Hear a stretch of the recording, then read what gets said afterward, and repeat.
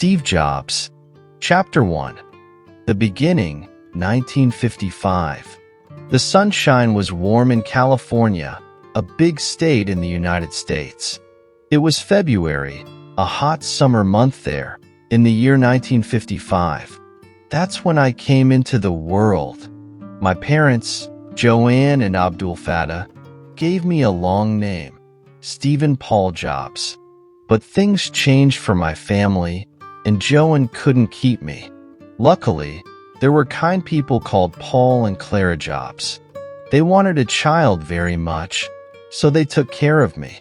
They became my mom and dad, and I lived with them in a small town. My new dad, Paul, was amazing. He loved fixing things. He could take apart a broken radio or toy and put it back together perfectly. It looked like magic. Maybe that's where I learned to like making things too. As a little boy, I wasn't the best student in school. Sitting still and listening wasn't much fun for me, but I loved learning new things on my own. I would spend hours looking at picture books about space, machines, and inventions. Sometimes, I would even take apart my toys to see how they worked, even though I couldn't always put them back together. One day, at a school event, I met a boy named Wozniak. Everyone called him Woz. He was different too. He loved learning about machines and electricity, just like me. We became best friends right away. When we weren't in school, Woz and I would spend hours together. We'd talk about all the cool things we wanted to build, like robots or flying cars from the books. We even started a club called the Hackers Club. It wasn't a bad thing to be a hacker back then. It just meant we loved figuring out how things worked. One day, Woz came to my house with a big smile. He had found a magazine with an article about a new invention called a computer. It was a giant machine that could do amazing things, like solving math problems faster than anyone ever could. We were both blown away. From that day on, computers became our biggest passion. We spent hours reading everything we could find about them, learning how they worked. We wanted to build one ourselves, but computers were really expensive back then. Little did we know, this was just the beginning of an amazing adventure. It was the start of a story that would change the world, and it all began with a warm hello in sunny California. Chapter 2. Garage Days, 1960s. School wasn't always exciting for Woz and me. We both loved learning, but sometimes the lessons felt slow and boring. We craved something more, a chance to put our knowledge to the test and build something real. That's when Woz came up with a brilliant idea. His dad had a big garage next to their house, a place where they kept tools and old things. Woz thought it would be the perfect spot for our own workshop. We talked to my dad, Paul, and he loved the idea. He helped us clean out the garage and even gave us some old tools and electronic parts he had collected. The garage wasn't fancy, but it was ours. We hung up a sign that said, "The Hackers Club," and started gathering everything we needed for our projects. Our first project was simple, a small device called a blue box. It could trick telephones and let you make free calls. It was a fun project, but we knew we could do more. We wanted to build something bigger, something that could change the way people worked and played.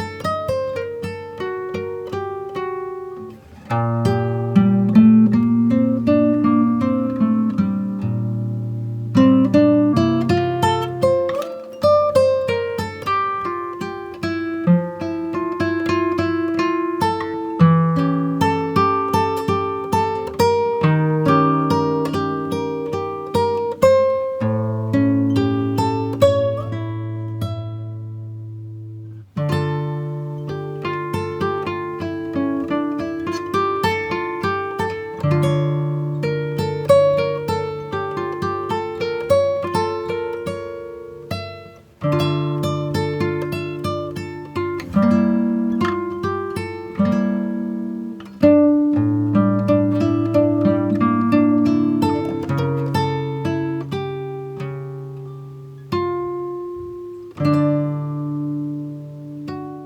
dream. We met other kids who were interested in electronics and computers. We shared ideas, helped each other solve problems, and formed a small community of hackers who loved to learn and build. The garage wasn't just a workshop. It became our headquarters, our clubhouse. It was a place where creativity flowed freely, where we could imagine the impossible and make it real. It was a place called Garage Days, and it was where the Apple story began. Chapter 3, Apple is Born, 1970s. The 1970s arrived, and Waz and I were teenagers now. We were still obsessed with computers, spending most of our free time tinkering in the garage. We had learned a lot and were ready to take on a bigger challenge, building our own computer. This time, Waz designed a special kind of computer called the Apple I. It wasn't like the giant machines in universities. It was smaller, simpler, and most importantly, much cheaper. It looked like a circuit board with lots of chips and wires, but it had the potential to be something amazing. The problem was, the Apple I wasn't very user-friendly. You needed to connect it to a keyboard, monitor, and other things to use it properly. Those things were expensive, and not everyone had them at home. We knew we needed a way to sell the Apple I, but we weren't sure who would be interested. Back then, computers were mostly used by businesses and scientists. There weren't many regular people who owned a computer at home. One day, Waz came across an advertisement for a computer hobbyist club meeting. We decided to check it out. The meeting was held in a local college classroom, and there were people of all ages who shared our passion for computers. We presented the Apple I to the group, explaining its features and how it worked. The response was amazing. People were impressed by its power and affordability. We even sold a few Apple I computers that night. The success at the computer club meeting gave us a boost. We knew we were onto something special, but selling a few computers at a meeting wasn't enough. We needed a way to reach a wider audience. That's when I had an idea. There was a computer store nearby called the Byte Shop. We decided to approach the owner and see if he would be interested in selling the Apple I in his store. The owner, Paul Terrell, was a young entrepreneur like us. He listened to our pitch and was intrigued by the Apple I. He saw the potential for a home computer market and agreed to take a chance on us. We set a price for the Apple I and delivered a few units to the Byte Shop. We were nervous, but also excited. This was our big break. At first, sales were slow. Not many people knew about the Apple I, and even those who did weren't sure what they could do with it. But slowly, word started to spread. People were impressed by the Apple I's capabilities and its relatively low price. We also started attending computer shows and conferences to showcase the Apple I. We met other computer enthusiasts and learned about the latest technologies. We were constantly looking for ways to improve our creation. One important lesson we learned was that computers needed to be user-friendly. The Apple I was powerful, but it required a lot of technical knowledge to use. We wanted to build a computer that anyone could use, even people who weren't experts in electronics. With this goal in mind, Waz started working on a new version of the Apple I.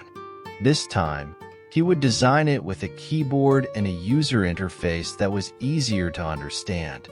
We called this new computer the Apple II. The Apple II was a game changer. It was the first personal computer with a color display and a built-in keyboard. It also came with software programs that people could use for things like writing, playing games, and even creating art. The Apple II was a huge success. It hit stores in 1977 and quickly became the most popular personal computer on the market. People loved its ease of use and its versatility. It opened the door to a whole new world of possibilities for home computing. The success of the Apple II changed our lives forever.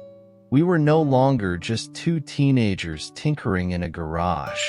We were Apple Computer, a real company with a growing reputation for innovation. But with success came new challenges. We needed to expand our operations, hire new employees, and keep up with the ever-changing world of technology. It was an exciting time, but also a time of great responsibility.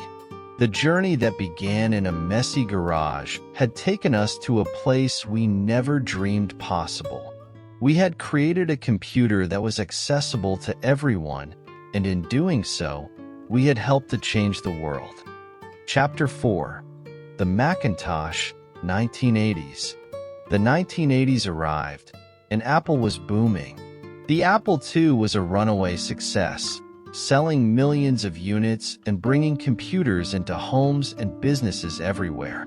But Woz and I weren't satisfied with just making a good computer. We wanted to make something revolutionary, something that would change the way people interacted with computers entirely. Back then, using a computer was a complicated process. You had to type in long lines of code to tell the computer what to do, which was difficult and time-consuming. We envisioned a computer that was as easy to use as pointing and clicking. Imagine a computer with a picture of a trash can on the screen. Instead of typing a code to delete a file, you could simply drag the file onto the trash can picture and click. This was the idea behind the Macintosh, a computer with a graphical user interface, GUI, that used pictures and icons instead of text commands. Developing the Macintosh was a huge undertaking. We assembled a team of talented engineers and designers who shared our vision. We faced many challenges along the way. Designing a user-friendly interface was no easy feat. We had to figure out how to make pictures and icons intuitive and easy to understand. Another challenge was the mouse. Today, a mouse seems like a natural part of using a computer, but back then, it was a new and unfamiliar concept. We had to convince people that a small device on your desk could be a powerful tool for interacting with your computer. The Macintosh also required a lot of new technology. We needed powerful processors, high-resolution displays, and software that could take advantage of the graphical interface. It was a big gamble, but we believed in the idea of a user-friendly computer and were determined to make it a reality. After years of hard work, the Macintosh was finally ready for launch.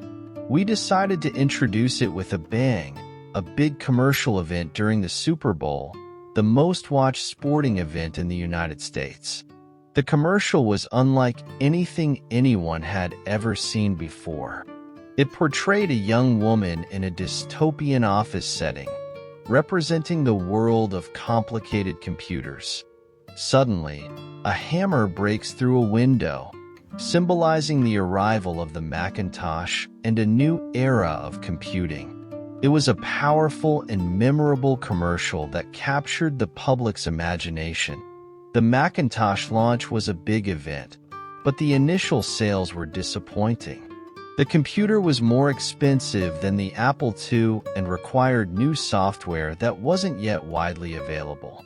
Many people found the mouse confusing and the graphical interface unfamiliar. We were disappointed, but we knew the Macintosh was a revolutionary product. It just needed time for people to understand its potential. We continued to develop the Macintosh line, adding new features and making it more affordable. Slowly, people started to see the benefits of the Macintosh. They loved the ease of use, the colorful graphics, and the intuitive interface. The Macintosh became a popular choice for schools, businesses, and even homes. It wasn't just about selling computers. The Macintosh also helped to popularize new technologies like desktop publishing and graphic design. It opened up new creative possibilities for people who had never used a computer before. The Macintosh wasn't an overnight success, but it eventually became a game changer.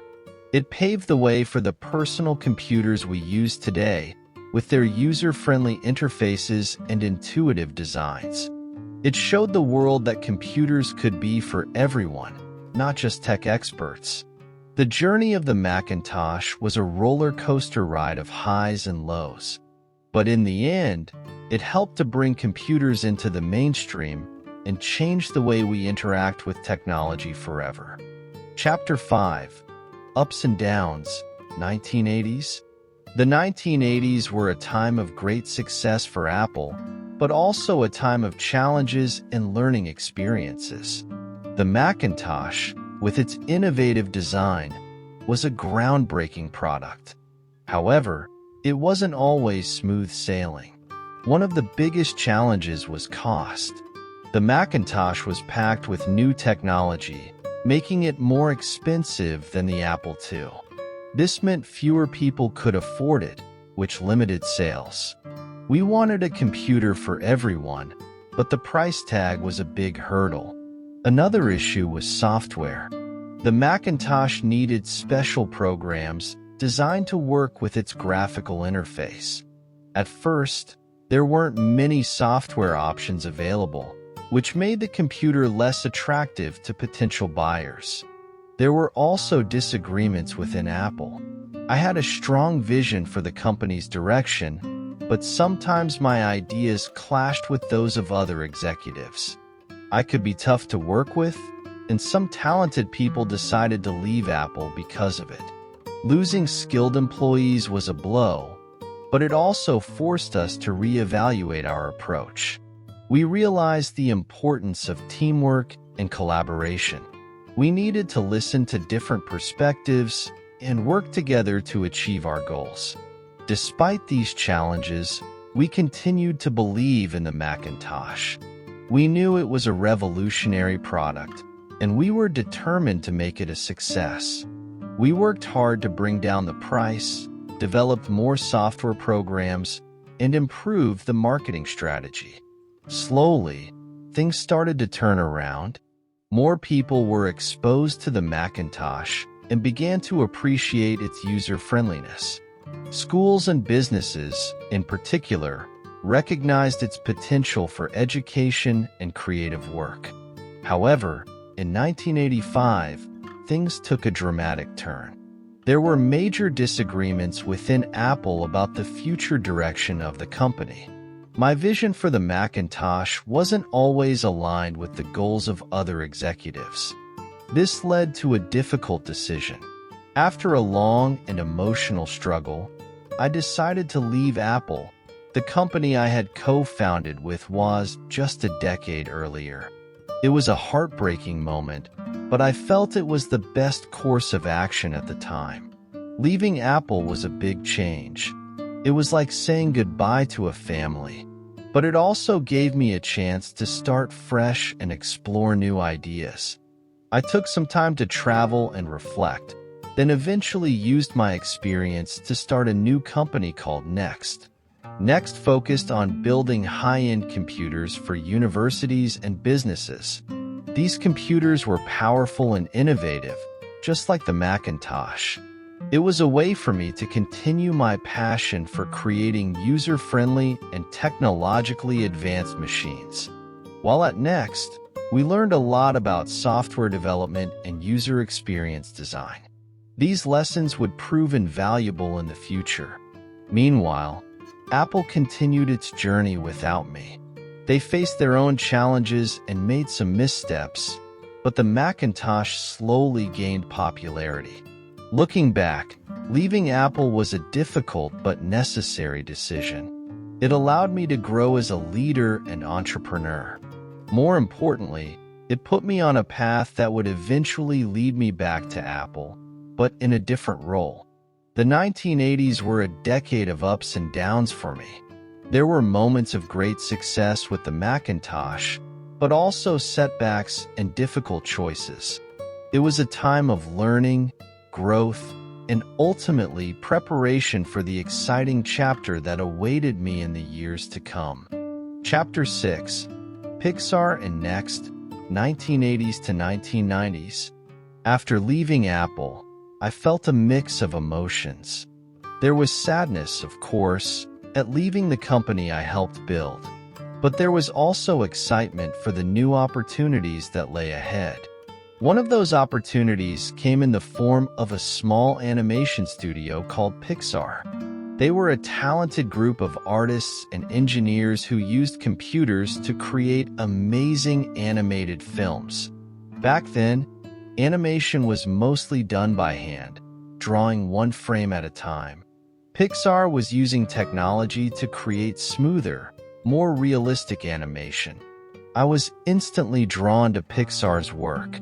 It was a perfect blend of art and technology, two things I was passionate about. In 1986, I decided to invest in Pixar and became their majority shareholder. Pixar wasn't making movies yet. They were creating software called RenderMan, which helped create realistic lighting and effects in computer animation. This software was groundbreaking and used by some of the biggest animation studios in Hollywood. While Pixar focused on animation technology, I was working on my own company, Next. As I mentioned earlier, Next built high-end computers for universities and businesses. These computers were powerful and innovative, with a user-friendly interface inspired by the Macintosh. Both Pixar and Next were small companies compared to the giants like Apple and Disney, but we had a passionate team and a clear vision for what we wanted to achieve. We believed in the power of technology to push the boundaries of creativity and innovation. At Next, we were constantly learning and experimenting. We designed new features like a revolutionary operating system, a software program that controls how the computer works. This operating system was ahead of its time and would play a crucial role in the future of Apple. While Next was successful in its own right, it wasn't a huge commercial success. We weren't selling millions of computers like Apple, but we were attracting talented engineers and designers who shared our passion for creating powerful and user-friendly machines. Meanwhile, Pixar was making progress with their animation technology. They released short films that showcased their capabilities, and these films were met with critical acclaim. The animation was smooth and lifelike, something never seen before. One of their most famous short films was called Tin Toy, a story about a small toy trying to survive in a world of larger toys. Tin Toy won an Academy Award, the highest honor in the film industry. It was a major achievement for Pixar and a sign of things to come. The success of Tin Toy caught the attention of Disney, the biggest animation studio in the world.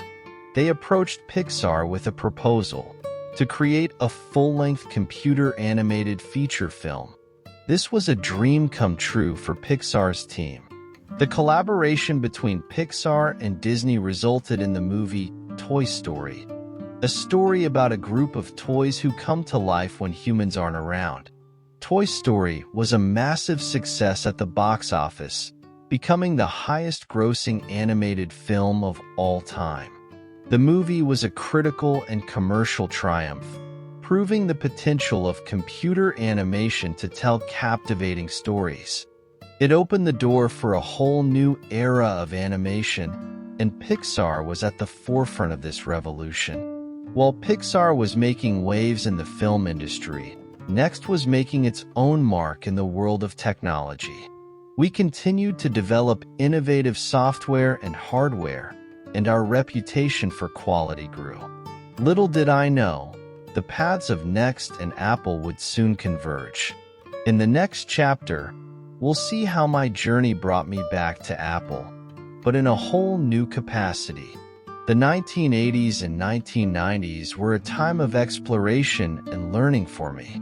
It was a period of starting fresh, taking risks, and discovering new possibilities. Both Pixar and Next were important chapters in my story, laying the foundation for the incredible things that would come later. Chapter 7. Back to Apple, 1997. The 1990s were a new decade, and things were changing. Pixar was soaring high with the success of Toy Story and other groundbreaking animated films. Next, with its powerful computers and innovative software, was gaining a loyal following in the tech world.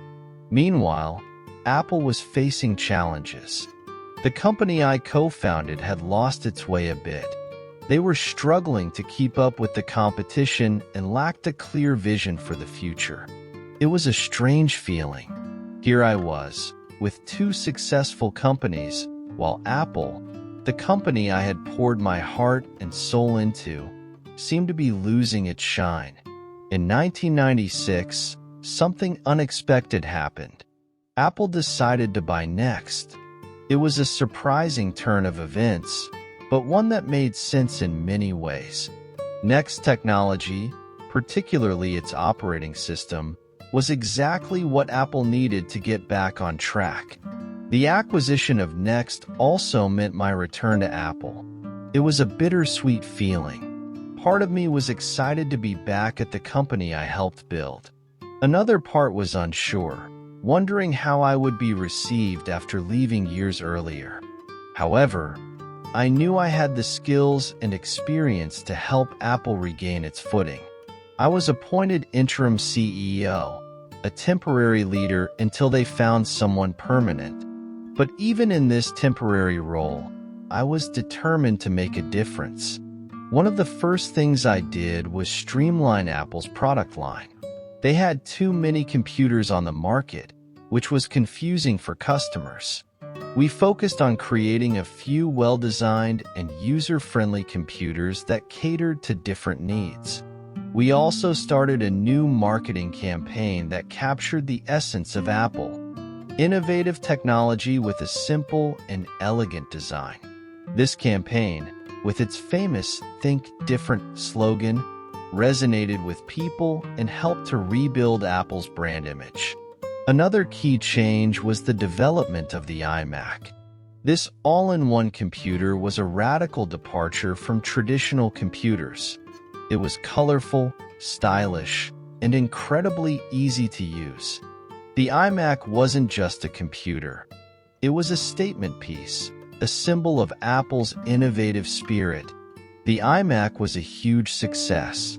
It brought a new generation of users to Apple, people who were intimidated by the complexity of traditional computers.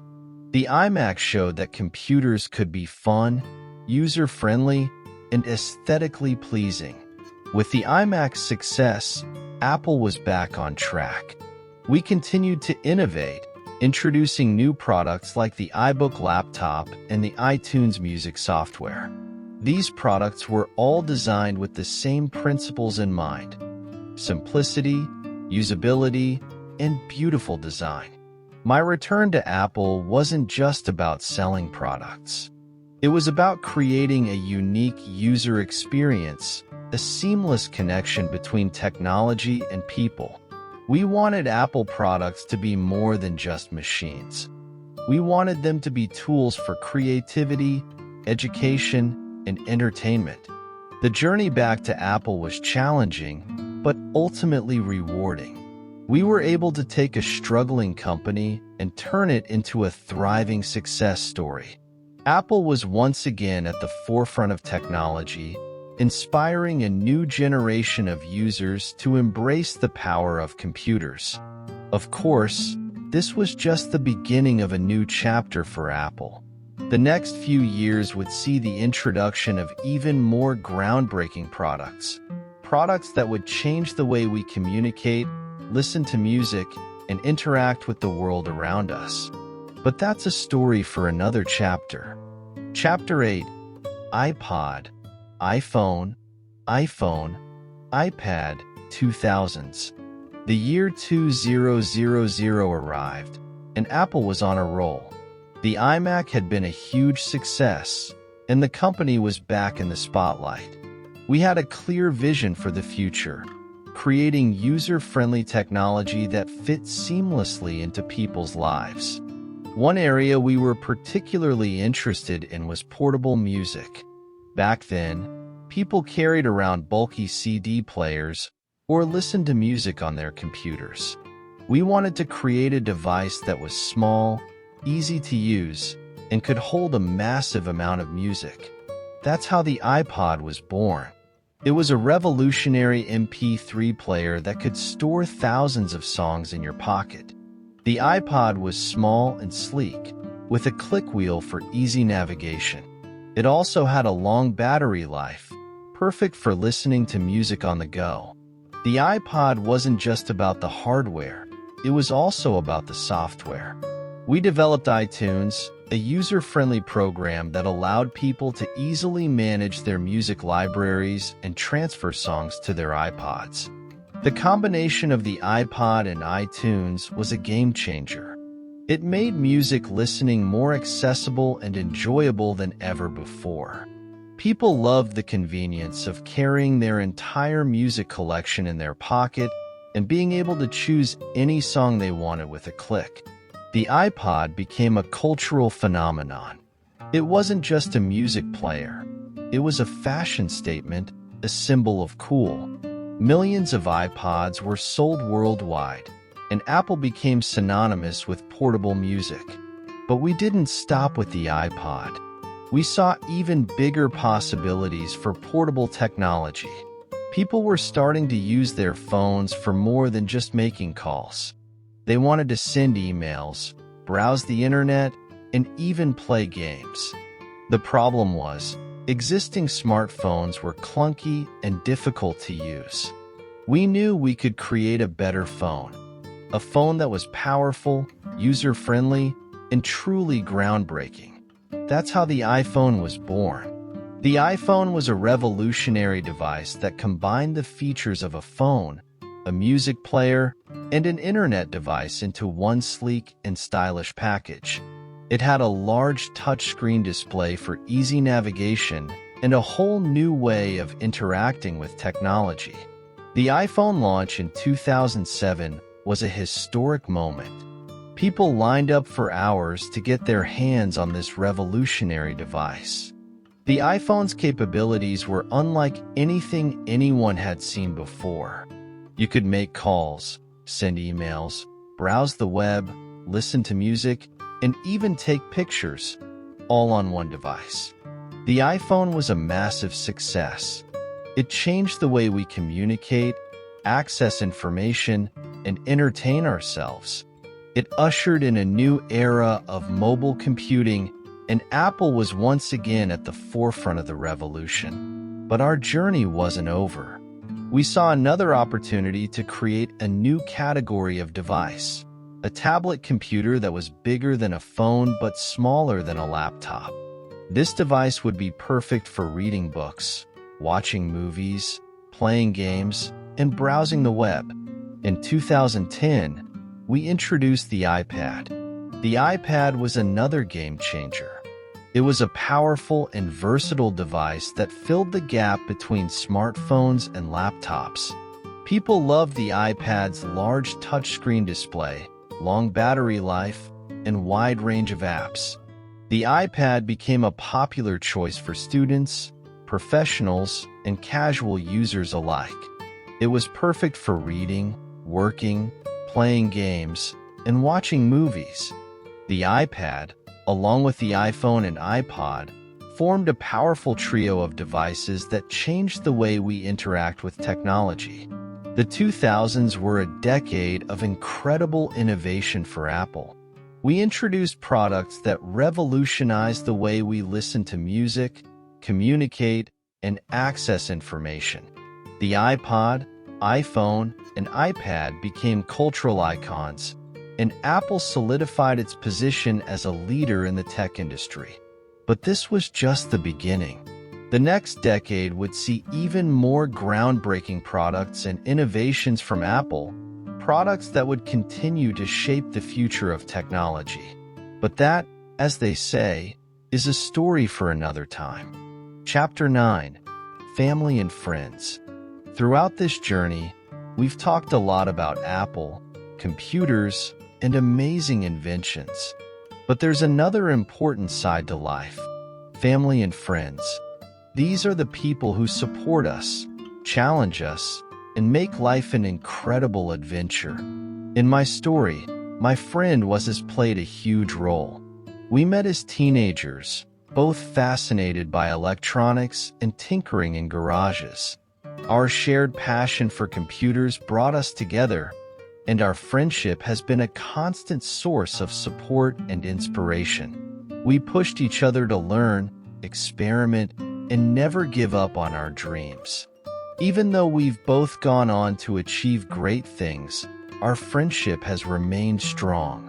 We may not work together anymore, but we still talk regularly and share a deep connection built on years of shared experiences. Family is another important pillar of life. My parents were always encouraging of my curiosity and love for electronics. They may not have fully understood what I was building in the garage, but they trusted me and provided the space and resources to explore my interests.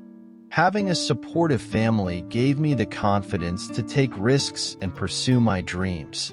Even when things got tough, I knew I had a loving family to fall back on. As I got older, my own family grew. I met my wife, Laureen, who has been a constant source of love and encouragement. She has been there through thick and thin, celebrating my successes and offering a shoulder to cry on during setbacks. Our children have also brought immense joy to my life. Being a father has taught me patience, responsibility, and the importance of unconditional love.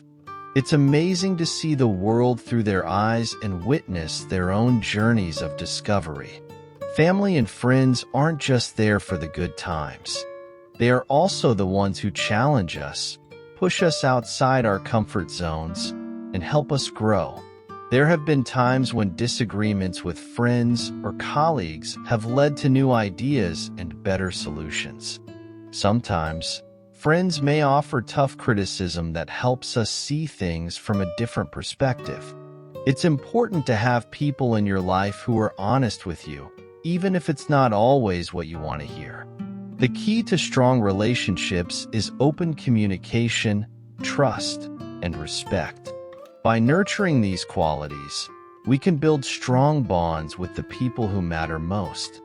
Family and friends aren't just about having fun, although that's certainly an important part. They are also a source of strength, support, and inspiration. They help us become better versions of ourselves and make the journey through life more meaningful. In the world of technology, it's easy to get caught up in the latest gadgets and gizmos. But it's important to remember that these things are tools. The real value lies in the connections we make with others, the love we share, and the experiences we create together. As you continue your journey, remember to cherish the people in your life. Make time for family and friends, listen to their advice, and offer your support in return. The strongest foundation for success, happiness, and a fulfilling life is built on the love and connection we share with the people who matter most. Chapter 10: Stay Hungry, Stay Foolish, 2011. The year is 2011. Apple is a global company, a leader in technology with millions of users worldwide. We've created products that have changed the way people listen to music, communicate, and access information. But success can be a double-edged sword. It's easy to get comfortable, to rest on your laurels and forget what made you successful in the first place. That's why a particular commencement speech in 2005 has always stayed with me. It was a speech I gave to graduating students at Stanford University, the same university I once attended. In that speech, I shared a quote that resonated deeply with me: "Stay hungry, stay foolish." These words, from a publication called the Whole Earth Catalog, captured the essence of what drove me and was in our early days. Staying hungry meant never being satisfied, always looking for new challenges and opportunities to learn and grow. It meant approaching the world with curiosity and a desire to make a difference. Staying foolish meant not being afraid to take risks, to think differently, and to challenge the status quo. It meant embracing a sense of wonder and not being afraid to seem silly or unconventional. These qualities, hunger and foolishness, were essential to Apple's early success. They fueled our desire to create something new, something that didn't exist before. They allowed us to challenge the giants of the industry and push the boundaries of what was possible. But as Apple grew, I worried that these qualities might be fading. It's easy to become complacent when you're successful. The drive to innovate, to take risks, might start to wane. That's why the Stanford speech was so important. It was a reminder to myself and everyone at Apple that we needed to stay hungry and foolish. We couldn't afford to become arrogant or satisfied. The future of technology was full of possibilities, and we needed to keep pushing forward, keep challenging ourselves, and keep creating things that would make a difference in people's lives. The message of "stay hungry, stay foolish" wasn't just for Apple or for me. It's a message for everyone, regardless of age or background. Here are some ways you can embrace this message in your own life. And never stop learning. Curiosity is a powerful tool. Ask questions, explore new things, and challenge your assumptions. Don't be afraid to take risks. Great things rarely come from playing it safe. Step outside your comfort zone and embrace new challenges. Think differently. Don't be afraid to challenge the status quo. The world needs new ideas and fresh perspectives. Embrace your creativity. There's a creative spark within all of us. Find an outlet for your creativity, whether it's art, music, writing, or anything else that inspires you. Don't be afraid to fail. Failure is a natural part of the learning process. Don't let setbacks discourage you. Learn from your mistakes and keep moving forward.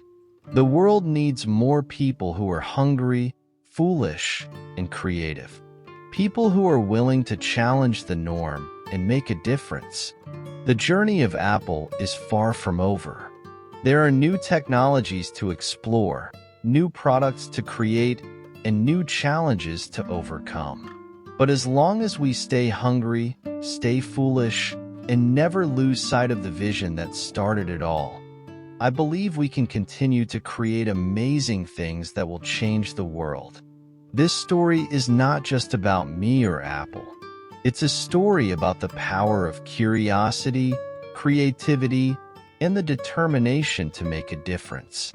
It's a story about the importance of staying hungry, staying foolish, and never giving up on your dreams. So, what are you waiting for? Go out there, explore the world, and make your mark. The future is yours to create.